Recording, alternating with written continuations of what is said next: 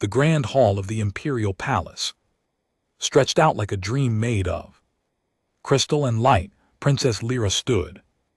Near her father's throne, her silver dress catching the glow from the massive chandeliers above. She had attended hundreds of these ceremonies before. They all felt the same, boring speeches, fake smiles. Everyone wanted something from her father, the emperor. Today was another diplomatic gathering. Aliens from dozens of worlds filled the hall. Some had scales, others had fur, and a few looked almost like living shadows. They all bowed and spoke pretty words. Liara listened with half her mind, while the other half wandered to more interesting thoughts. She wondered what it would be like to explore those distant worlds instead of just meeting their representative, to see real places. Instead of standing in this beautiful prison, her life was planned out like a map with no detours allowed. She would marry Admiral Kexer next year. She would learn to rule. She would become empress. One day, everything was decided. The doors to the grand hall were enormous, made from some ancient metal that her people had forgotten how to make. They only opened for important guests.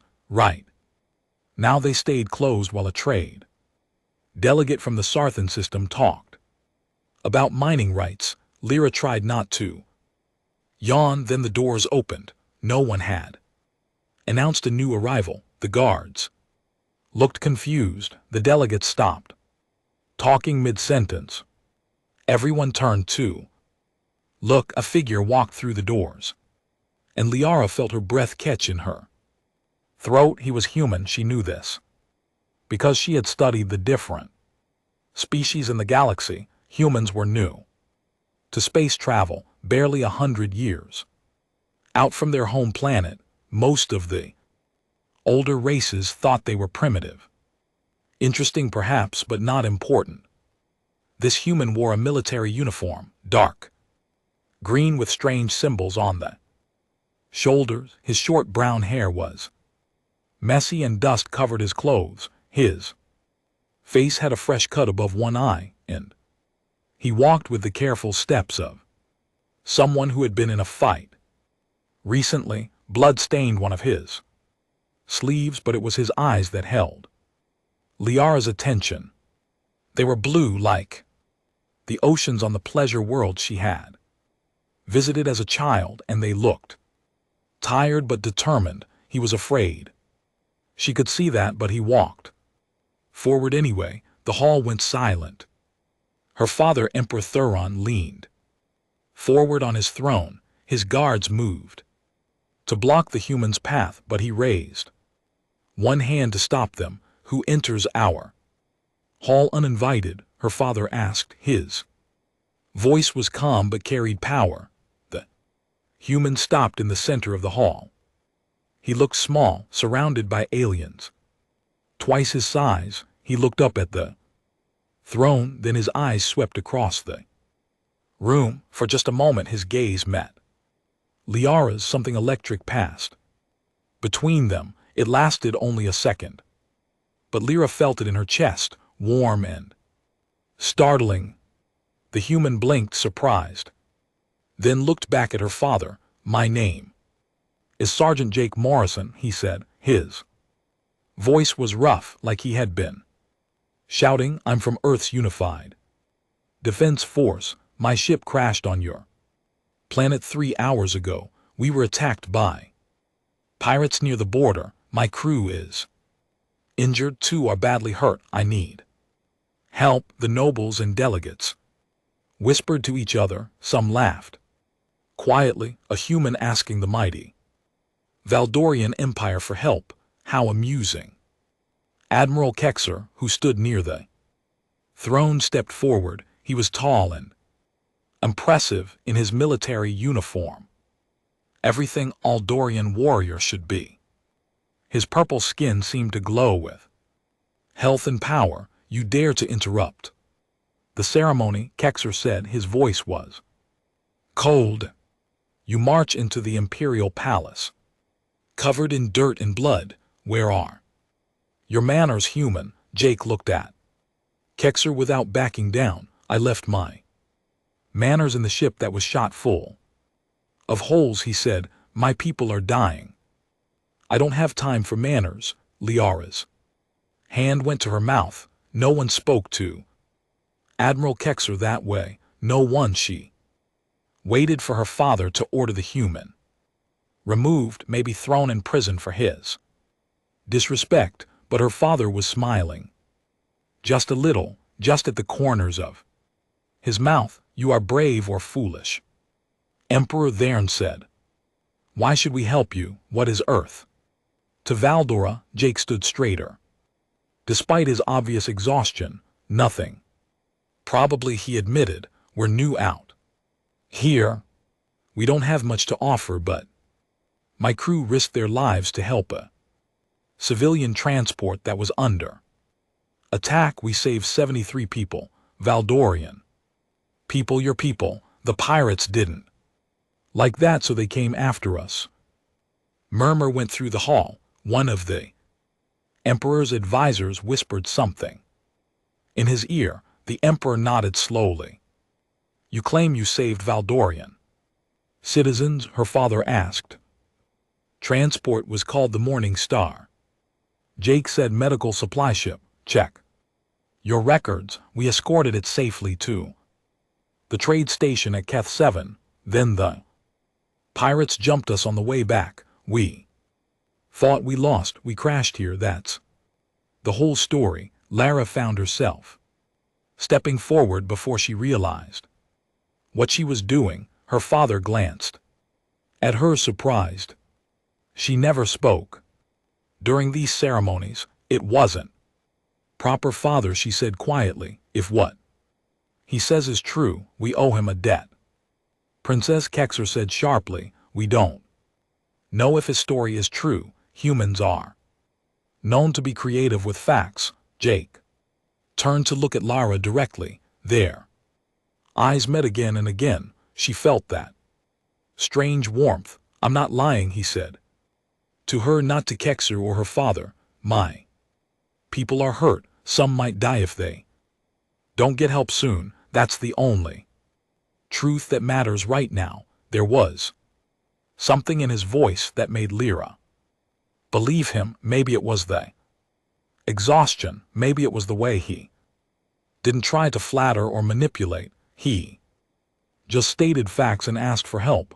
It was so different from the calculated conversations she heard every day. Father, please, Lyra said. Let me verify his story. If it's true, we should help them. It would be the right thing to do. The Emperor studied his daughter for a long moment. She rarely asked for anything. She always did her duty without complaint. Maybe that's why. He nodded. Very well, Emperor Thern said. Princess Liara will investigate your claim, Sergeant Morrison. If your story is true, we will provide medical care for your crew. If you have lied, you will face justice. Do you agree to these terms? Yes, Jake said immediately. Thank you. Take him to a guest room. The Emperor ordered his guards and send a medical team to locate his ship. As the guards moved to escort Jake away, he looked back at Liara one more time. He nodded to her, a simple gesture of respect and gratitude. Then he was gone, walking out of the grand hall with guards on either side. Liara stood very still, her heart beating faster than usual. She didn't understand what had just happened. She had seen thousands of people in her life. Why did this one human affect her so strongly? Kexer moved to stand beside her. Be careful, Princess, he said quietly. Humans are unpredictable. Don't let sympathy cloud your judgment. But Lara barely heard him. She was already thinking about the human sergeant with tired blue eyes who had walked into certain danger to save his crew. She wanted to know more about Him she needed to know more, for the first time in years, something genuinely interested her, and that feeling was both exciting and terrifying. The ceremony continued, but Lara didn't hear any of it. Her mind was somewhere else entirely, following a human soldier through the palace halls. Lara spent the rest of the day checking Jake's story. She accessed the palace's information network and found the records from the trade station at Keth 7. Everything matched. The Morning Star had reported an attack by pirates. A small human ship had responded to their distress call. 73 Valdorian civilians had been saved. Jake Morrison had told the truth. She went to the medical wing where his crew was being treated. The human ship had been found quickly. There were 5 people total. 2 were badly injured, just as Jake had said. The Valdorian doctors were good at their work. They said all the humans would survive. Lara walked through the recovery ward looking at the humans in their beds. They seemed so fragile compared to her people, smaller, softer, but they had fought pirates too. Save strangers. That took a special kind of courage. She found Jake in the room at the end of the hall. He wasn't in bed. Instead, he sat in a chair next to another human, a woman with short black hair. Her leg was wrapped in bandages, and healing lights glowed above her body. Jake looked up when Liara entered. He stood quickly trying to bow, but she could see he was exhausted. Please sit, Lara said. You should rest too. I'm okay, Jake said, but he sat back down. The doctors are amazing. They saved Amy's leg. On Earth she might have lost it. I'm glad we could help, Liara said. She moved closer, studying the woman in the bed. Is she your family? My second in command, Jake explained. Lieutenant Amy Chin. She's also my best friend. We've served together for 3 years. Liara nodded. She understood loyalty to companions. Your story was true. The Morning Star confirmed everything. My father has agreed to help your crew and repair your ship. Relief washed over Jake's face. Thank you. Really, you didn't have to. Believe me, but I did, Liara said softly. She wasn't sure why she had believed him so quickly. She usually questioned everything, but something about Jake made her trust him. They stood in silence for a moment. Lara knew she should leave. She had done her duty. The investigation was complete, but her feet wouldn't move. What's Earth like? She asked suddenly.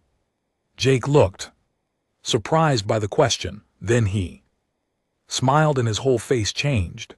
The exhaustion faded a little, replaced by warmth. It's beautiful, he said. We have oceans that stretch forever, mountains that touch the sky, cities with billions of people, in deserts where you can walk for days without seeing anyone. It's crowded and wild and loud and quiet all at the same time. It sounds wonderful, Lyra said. She sat in the chair across from him without thinking about protocol. A princess shouldn't sit casually with a foreign soldier, but she wanted to hear more. What's Valdora like? Jake asked. I've only seen the crash site in this palace. Liara thought about her home planet. Cities are all crystal and light, very organized, very beautiful, very controlled. Everything has its place. Everyone has their role, including you. Jake asked. The question was bold, maybe too personal, but Lara answered anyway. Especially me. I'm the Emperor's only child. My life was planned before I was born. I'll marry Admiral Kexer next year. I'll learn to rule. I'll become Empress one day. Do you want that? Jake asked. No one had ever asked her that Before, Lyra looked at him startled. It doesn't matter what I want, it's my duty. That's not an answer, Jake said. Gently, Lyra felt something crack inside her chest. No, she whispered, I don't want it, but I don't have a choice. Jake leaned forward, his blue eyes serious. Everyone has a choice, maybe not easy choices, but choices, not in my world. Lyra said, then maybe your world needs to change, Jake said. The words hung in the air between them. Lyra felt her heart beating fast. This human had been on her planet for less than a day, and he was already challenging everything. She believed. I should go, she said, standing up quickly. Your crew will make a full recovery. Your ship will be ready in a few days. Wait, Jake said. Will I see you again? Lyra paused at the door. She should say no, she should keep her distance, but instead she said, perhaps I'm supposed to learn about other cultures. Studying humans could be educational. She left before he could respond, her face feeling warm. Over the next 3 days, Lyra visited the medical wing often. Too often, she told herself it was diplomatic duty. She needed to understand humans better. Her father encouraged it. He seemed pleased that she was taking interest in something. But Lyra knew the truth. She came to see Jake. They talked for hours. He told her about Earth's history, about the wars and peace, about the struggle to reach the stars. He told her about his childhood in a place called Colorado, where mountains touch the clouds. He told her about joining the military to see the universe. She told him about Vidora's ancient empire, about the technology they had mastered, about the loneliness of being a princess. She told him things she had never told anyone. How she sometimes felt like a beautiful statue instead of a real person. How she dreamed of choosing her own path. Jake listened like her words mattered. He asked questions. He challenged her ideas, but never disrespected them. He treated her like a person, not a princess. It was the most wonderful feeling. On the 4th day, Amy was well enough to sit up in bed. Lyra met Jake's second in command properly for the first time. So you're the princess, Amy said, studying Lyra with sharp eyes. Jake talks about you constantly. Jake's face turned red. Amy, don't. What? It's true, Amy said. She looked at Lyra. Seriously, thank you for saving us. We owe you everything. You owe me nothing, Lyra said. You saved our people first. Amy glanced between Lyra and Jake. Something passed across her face, concerned maybe. How much longer until we can leave? She asked. Jake, the ship should be ready tomorrow, Jake said quietly. Tomorrow? Lyra felt her stomach drop. Of course they would leave. They had lives to return to, duties, Jake had said. Humans were part of a defense force. He had missions, responsibilities just like her. That's good, Lyra said, trying to keep her voice steady. You must be eager to get home. Jake didn't answer right away. He looked at her with an expression she couldn't read. Yeah, he finally said, home, but he didn't sound eager. He sounded sad. That evening, Lyra walked alone in the palace gardens. The sun was setting, painting the crystal towers in shades of gold and purple. She had always found the gardens peaceful, but tonight peace wouldn't come. Princess, she turned to find Jake walking toward her. He wasn't supposed to be here. The gardens were private, only for the royal family, but the guards must have let him through. Sergeant Morrison, she said formally, though her heart jumped at seeing him. Jake, he corrected, Please, can we just be Jake and Lyra? No titles, not here. She nodded, not trusting her voice. He stood beside her, looking at the sunset. This place is beautiful. Your whole planet is beautiful. Thank you, Liara said, but you must miss Earth. I do, Jake admitted, but I'll miss Vora too. I'll miss talking with you. Lyra's hands trembled. She clasped them together.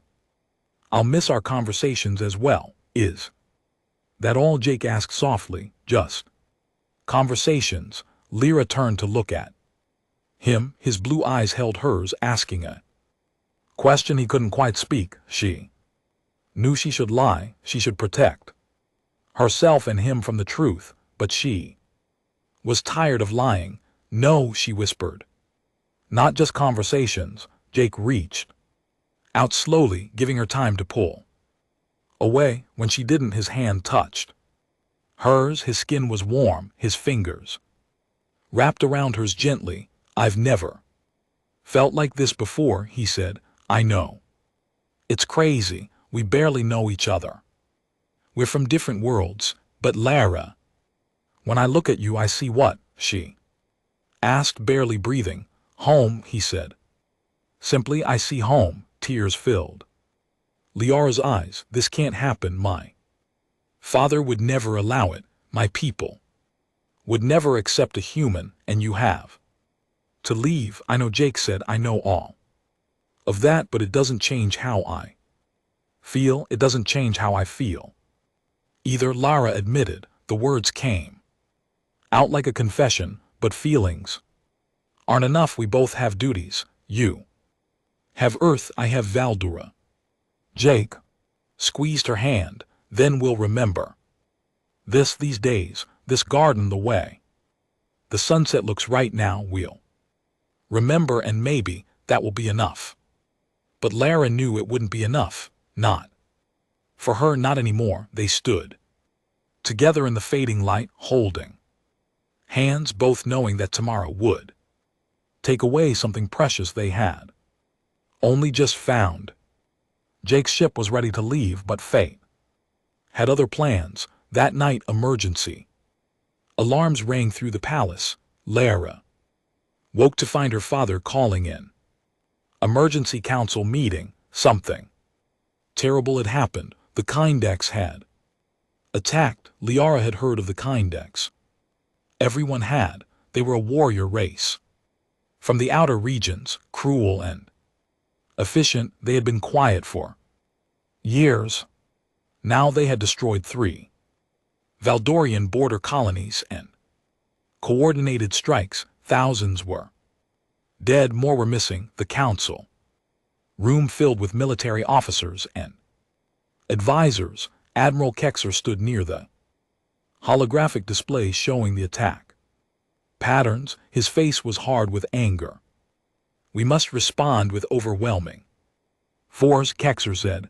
Send the full fleet, destroy their home worlds, show them what happens when they attack Valdora. Other officers agreed loudly. Revenge, war, total destruction. Words flew around the room like weapons. Emperor Thern sat quietly, listening. Lyra stood behind him, as was her place. During these meetings, she watched and said nothing, though her stomach twisted. With worry, the door opened. Jake walked in with Amy behind him. Everyone turned to stare. What is the human doing here? Kexer demanded. I invited him, Emperor. Thuron said calmly. Sergeant Morrison has military experience. Perhaps he can offer insight. Kexer's purple skin darkened with anger. We don't need human insight. This is a Valdorian matter. 3 colonies are gone, the Emperor said. I'll take wisdom from any source. Jake moved to the holographic display. He studied the attack patterns, his face thoughtful. Amy stood beside him, her injured leg still wrapped but healing. Well, may I? Jake asked, gesturing to the controls. Kexer looked like he wanted to refuse, but the Emperor nodded. Jake touched the display. Changing the view, he pulled up star maps and trade routes. These attacks weren't random, Jake said. Look at the colonies they hit. All three are near major supply lines. They're not trying to start a war, they're trying to cut off your resources. We know that, Kexer said coldly. That's why we need to strike back hard. But look here, Jake pointed to several unmarked systems between Valdoran space and kind territory. These are neutral zones. If you send your full fleet through here, you'll have to pass through spaces claimed by other races. That could pull more people into the conflict. We're powerful enough to handle any alliance, another officer said. Jake shook his head. You're powerful, yes, but wars drain resources fast. Earth learned that the hard way. We fought ourselves for centuries before we figured out that there are smarter ways to handle threats. What do you suggest, human? Kexer asked sarcastically. Shall we ask the Kindex nicely to stop killing our people? No, Jake said firmly, but I suggest a targeted response instead of total war. Hit their military bases, not their civilians. Make it too expensive for them to continue, but leave them a way to back down. If you destroy their home worlds, you create enemies forever. Their children will hate your children. Is that what you want? The room went silent. Several officers looked uncomfortable. Liara found herself leaning forward, interested despite herself. Jake's words made sense. Human speaks wisdom, one of the older advisors said slowly. Perhaps we should consider a measured response. This is foolishness, Kexer snapped. The Kindex killed thousands. They deserve no mercy. Mercy and strategy are different things, Jake said. I'm not asking you to forgive them. I'm asking you to win smart instead of win bloody. There's a difference. Emperor Thuron studied Jake for a long moment. You fought wars on Earth? Yes, Your Majesty, Jake said. Too many of them. We're good at fighting, but we're still learning to be good at peace. Show me this targeted response plan, the Emperor said. Jake worked at the display for the next hour with Amy, adding technical details. They outlined a strategy using small strike teams to hit Kindex military bases while avoiding civilian areas. It would send a message without creating a forever war. Lara watched Jake work. He was confident but respectful. He listened when the Valdorian officers added their knowledge. He adjusted his plans based on their technology. He was impressive. Kexer watched too, but with growing anger in his eyes. The council finally agreed to try Jake's approach. A strike team would be assembled. If it worked, more would follow. If it failed, they would reconsider total war. I want to lead the strike team, Jake said. Suddenly, what? Amy said, shocked. Jake, we're supposed to leave tomorrow. No, Jake said, but these people saved our lives. They didn't have to, but they did. Now they need help. I can't just fly away. The human has honor, the old advisor said approvingly. Kexer stepped forward. If the human leads this mission, I want to go as well. Someone needs to watch him. Emperor Thuron nodded slowly. Very well, Admiral Kexer will accompany the strike team. You leave in 2 days. That gives us time to prepare. The meeting ended. Officers filed out, already planning the mission. Lara wanted to talk to Jake, but Kexer blocked her path. Princess, a word, he said. They moved to a private corner. Kexer's face was calm again, but his eyes were cold. You spent too much time with the human, he said quietly. I'm learning about his culture, Lyra said. Father encouraged it. I'm not talking about learning, Kexer said. I see how you look at him, how he looks at you. It's inappropriate. We're friends, Lara said, though her heart beat faster. We're an LT, Unc, and GT. Engaged, Kexer reminded her. In 1 year you'll be my wife. You represent Valdora. That human represents nothing. Anger flared in Liara's chest. Jake represents courage. He's risking his life for people he barely knows. He's trying to impress you, Kexer said. Men do foolish things for beautiful women. Don't let his primitive charm blind you to reality. He'll leave. Eventually I'll still be here, Kexer walked away before Lyra could respond. She stood alone, shaking with anger and something else, fear, maybe because Kexer was right about one thing. Jake would leave eventually, even if he stayed for this mission. Earth would call him home. She would be left behind with her duty and her arranged marriage. That night, Lyra couldn't sleep. She walked the palace halls, her mind spinning around.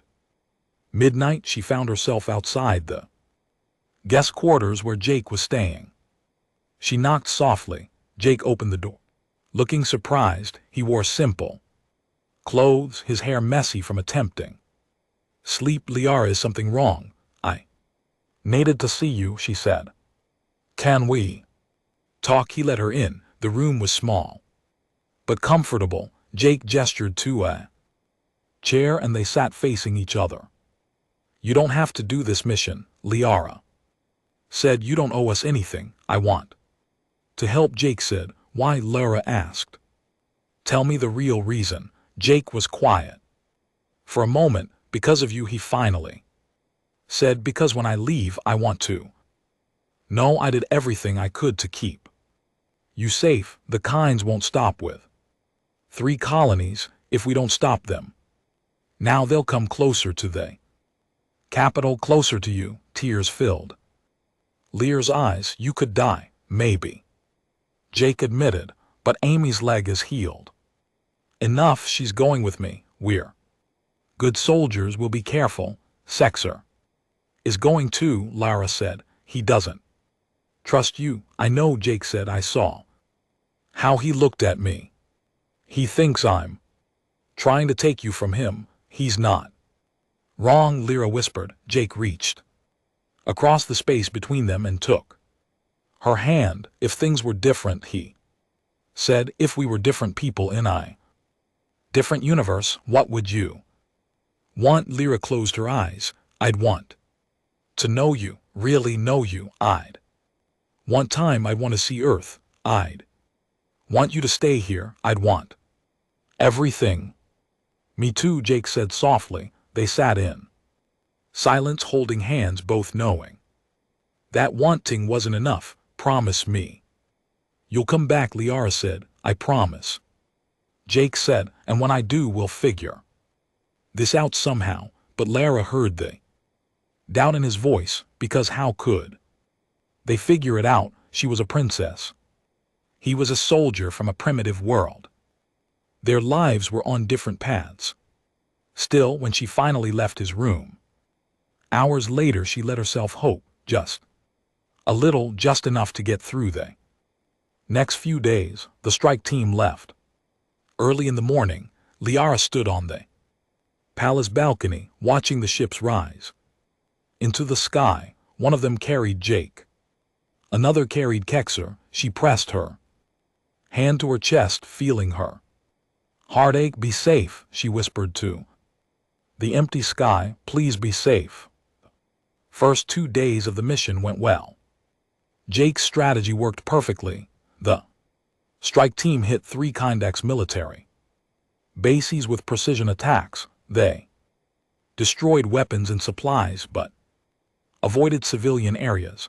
The message was clear: stop attacking Vidora or face more losses. Liara followed the reports obsessively. Each successful mission made her breathe easier.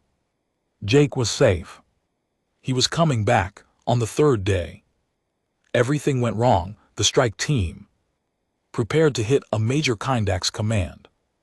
Center intelligence report said the base was lightly defended. Jake had triple-checked the information himself. Admiral Kexer had confirmed it.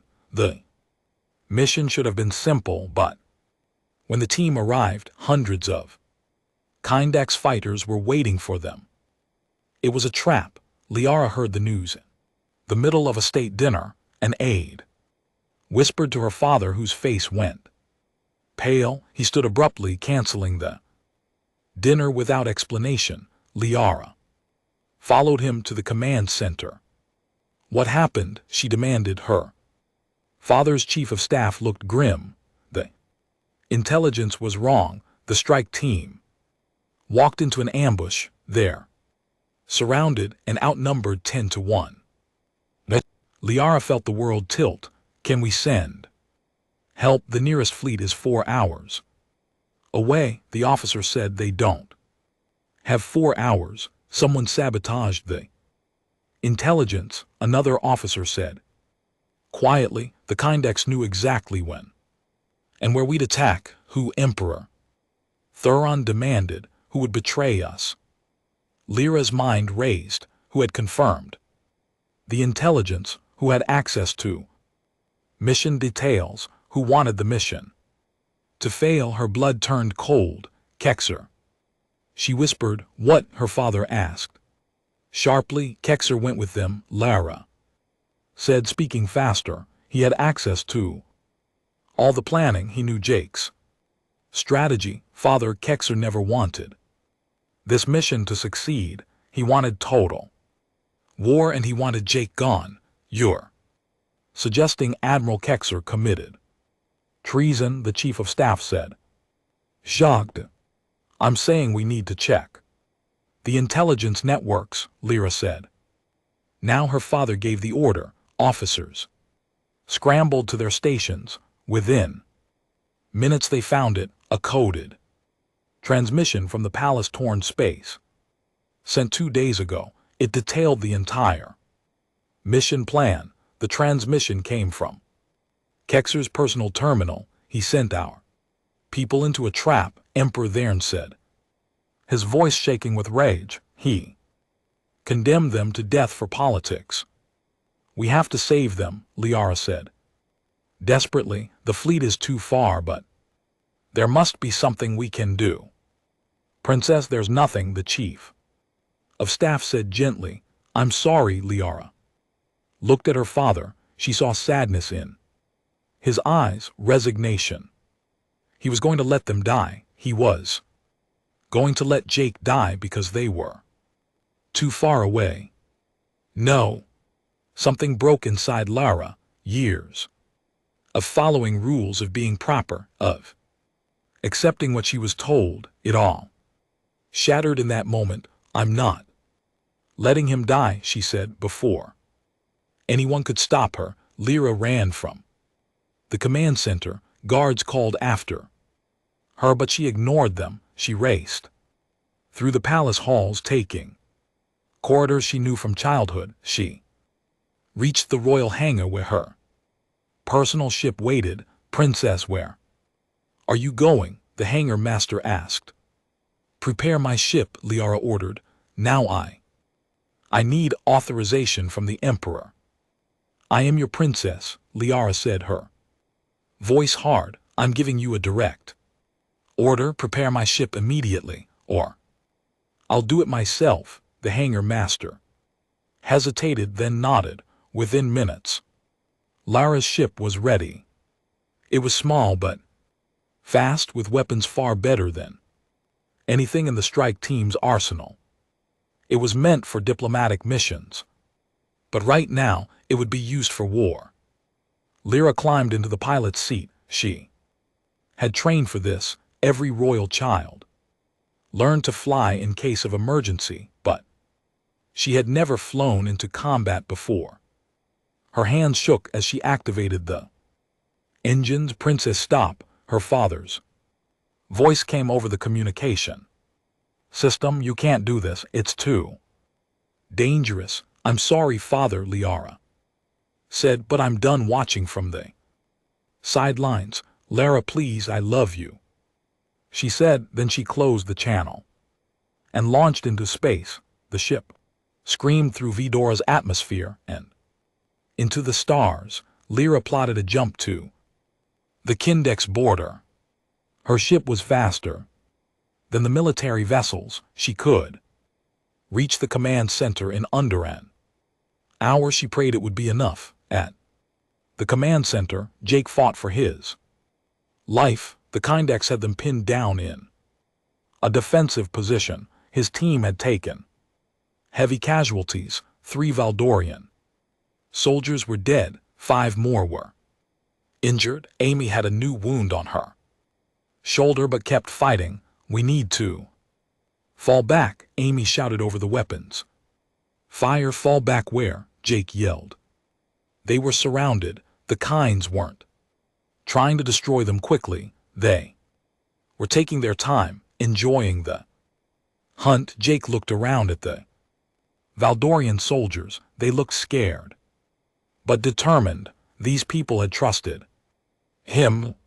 His strategy had brought them here. And now they were dying because of bad intelligence. He thought of Lara. He had promised to come back to her. It looked like he would break that promise. I'm sorry, he said to Amy. For what? She asked, firing at another wave of Kindex fighters. For getting us into this mess, Jake said. Amy smiled grimly. You always get us into messes. I'm used to it by now. An explosion rocked their position. The shields were failing. Jake gripped his weapon tighter. If these were his last moments, he would make them count. Then the sky lit up with weapon fire. Ship dropped out of hyperspace directly above the battlefield. It was smaller than the military vessels but moved like lightning. Its weapons were precise and devastating. Kind fighters exploded left and right. The radio crackled too. Life strike team, this is Princess Lyra. I'm getting you out of here.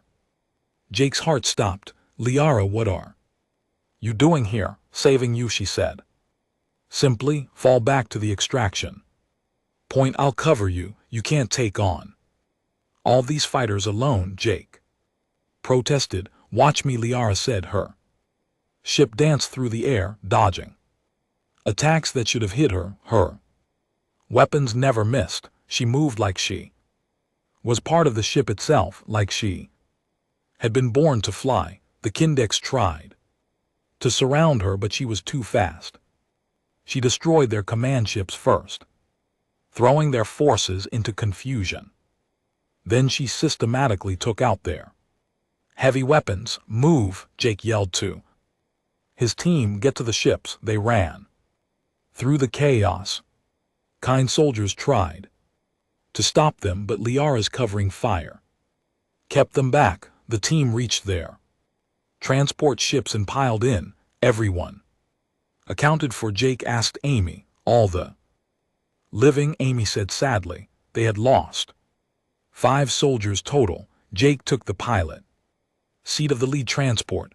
Liara, we're clear. Let's go. Right behind you, Liara said. But as they began to lift off, a massive Kindex battleship emerged from behind a moon, its weapons locked onto Liara's ship. Liara, move, Jake screamed. She tried, but the battleship was too close. It fired. The blast hit Liara's shields, overwhelming them. Her ship spun out of control. Jake didn't think. He dove his transport back down, intercepting the battleship's second shot meant for Liara. The blast hit his ship instead, tearing through the hull. Jake, Amy grabbed the controls as the ship started to fall. Get us close to Lyra's ship, Jake ordered. Pain shot through his side. Something had hit him. In the explosion, blood soaked his uniform. Amy brought the damaged transport alongside Lyra's crippled ship. Jake climbed through the connecting hatch, ignoring the pain in his side. He found Lyra slumped over the controls, blood running down her face from a cut on her forehead. "Lara," he said, pulling her from her seat. Her eyes fluttered open. "Jake, you're hurt." "I'm fine," he lied. "We need to get out of here." A kind soldier appeared in the hatchway behind them. Jake turned, raising his weapon, but his injured side made him slow. The Kindax aimed at Jake. Lara moved faster. She grabbed a weapon from the wall and fired. The Kindax fell. She had just killed someone. Jake saw the shock on her face. She had probably never taken a life before. "Come on," he said gently, taking her hand. "Let's go home." They made it back to the transport. Amy got them into hyperspace just as more kind ships arrived. They jumped away, leaving the battle behind. In the relative safety of hyperspace, Jake collapsed. The pain in his side was overwhelming now. His vision blurred. "Jake, stay with me," Lyra said, her hands pressing against his wound. "Please stay with me." "I promised I'd come back," Jake said weakly. "Had to keep my promise." "You saved me," Lara said, tears streaming down her face. "You took that shot for me." "Of course I did," Jake said, his eyes closing. "I love you, Liara. I think I've loved you since that first moment in the Grand Hall." "I love you too," Liara whispered. "Don't leave me. Please don't leave me." But Jake's eyes had already closed, and Lara could only hold him as the ship raced toward home.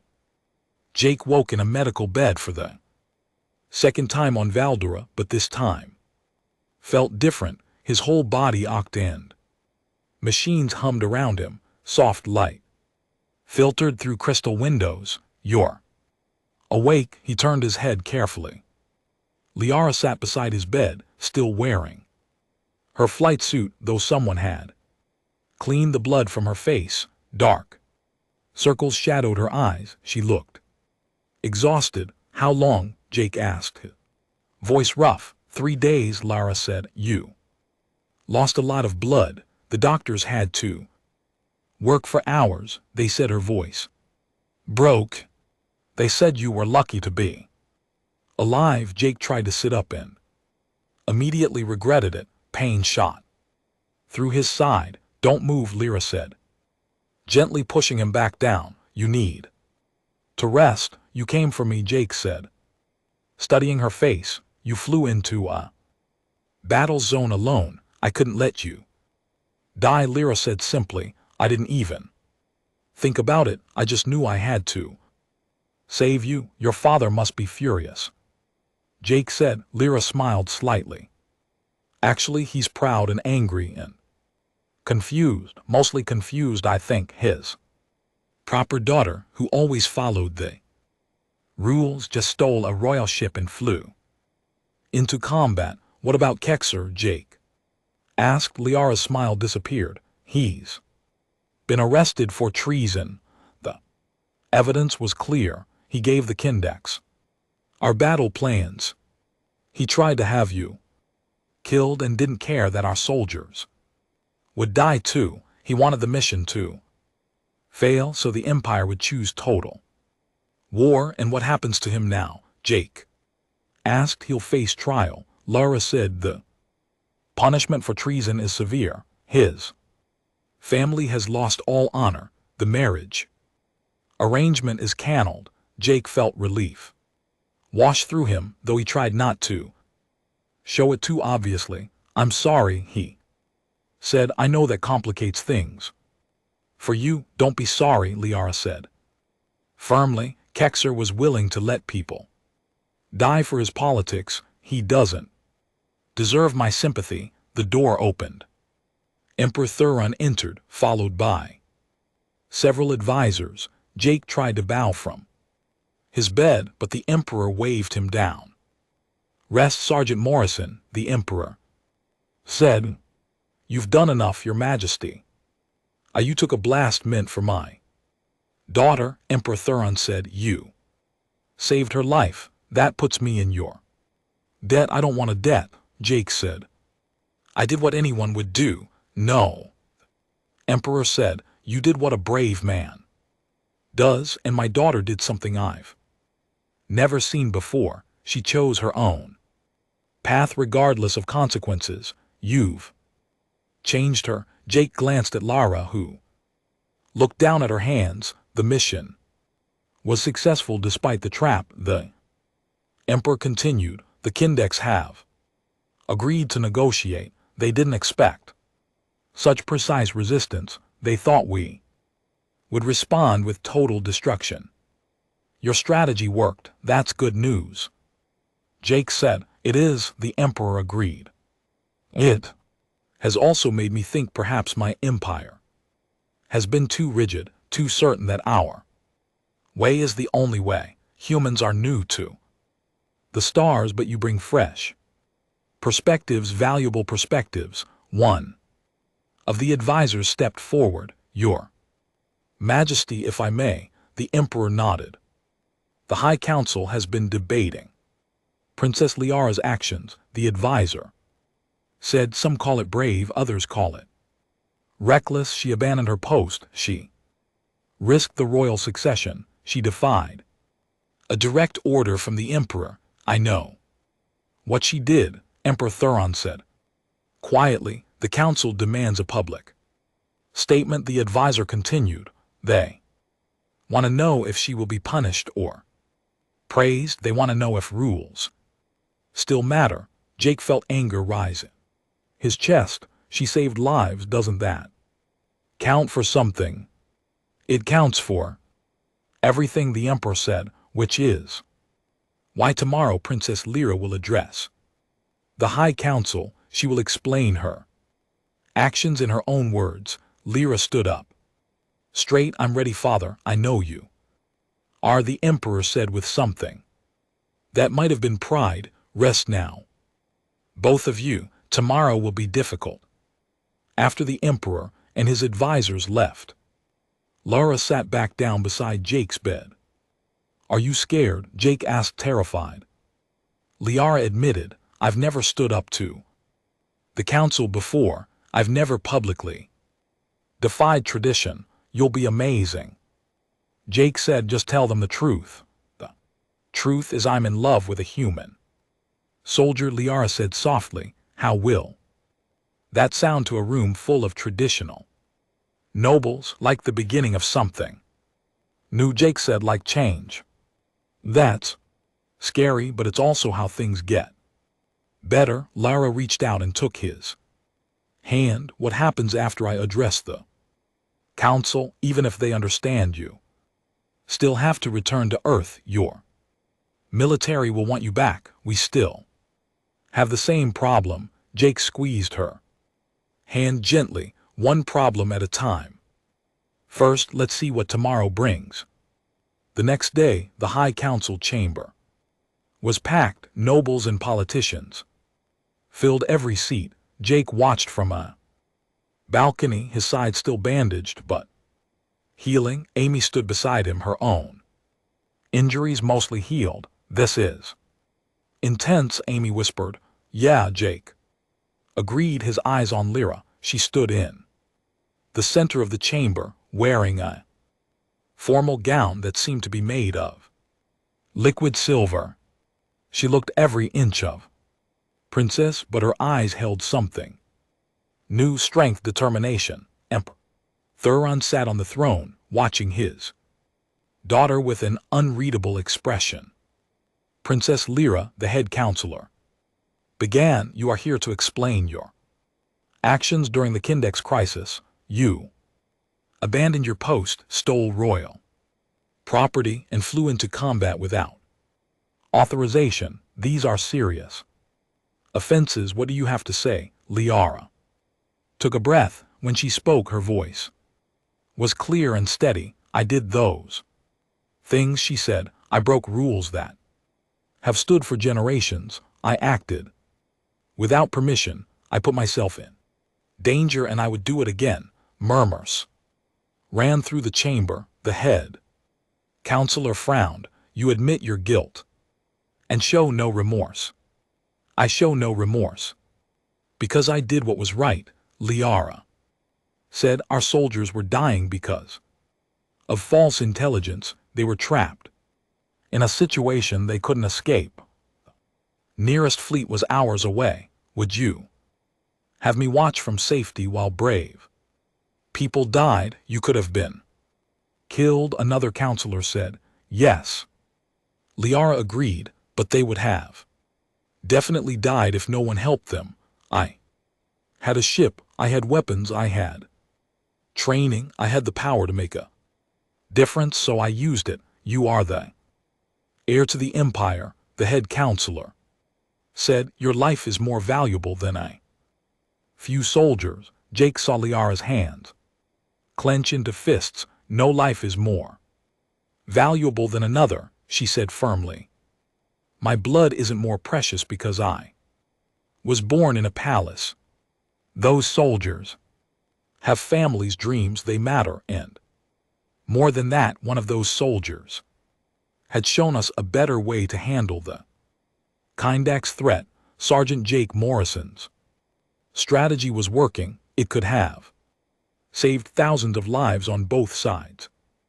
Letting him die would have been not just wrong but wasteful. You speak of the human, a counselor said. There are rumors about your relationship with him. The chamber went completely silent. Jake held his breath. Lyra lifted her chin. Sergeant Morrison saved Valdorian lives before we ever helped him. He could have flown away after we repaired his ship, but he stayed to help us fight the Kindaks. He risked his life for strangers, and yes, I care about him. I care about him deeply. He's human, the counselor said, as if that explained everything.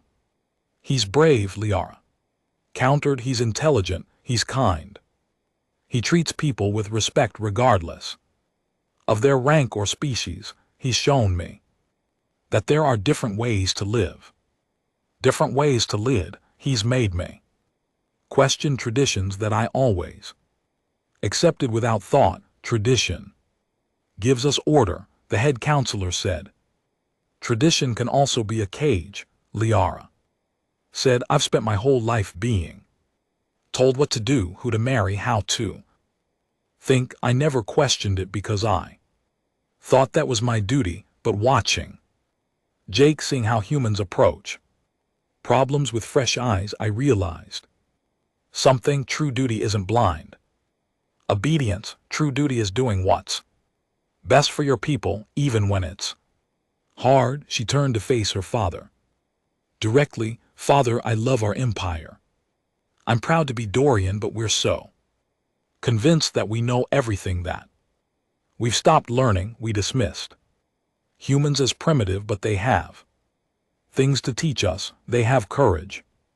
They have adaptability. They survived and thrived on a dangerous world, and now they're reaching for the stars with nothing but determination. Emperor Thuron leaned forward slightly, listening intently. The Kindak's crisis showed us our weakness, Lara continued.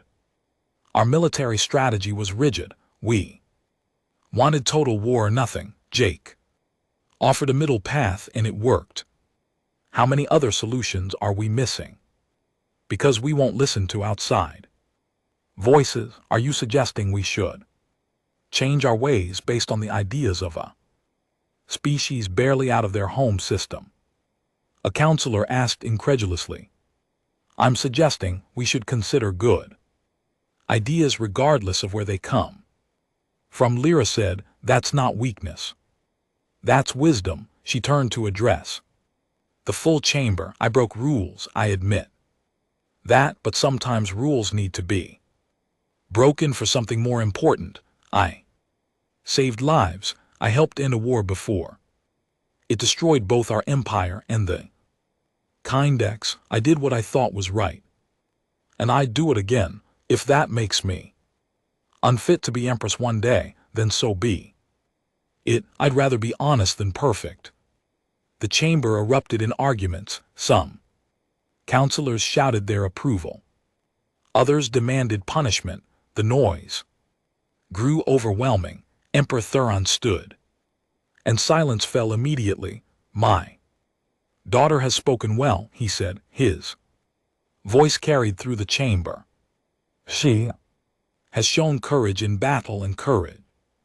In this chamber, she has also shown me something I had forgotten. Our empire is strong, yes, but strength without wisdom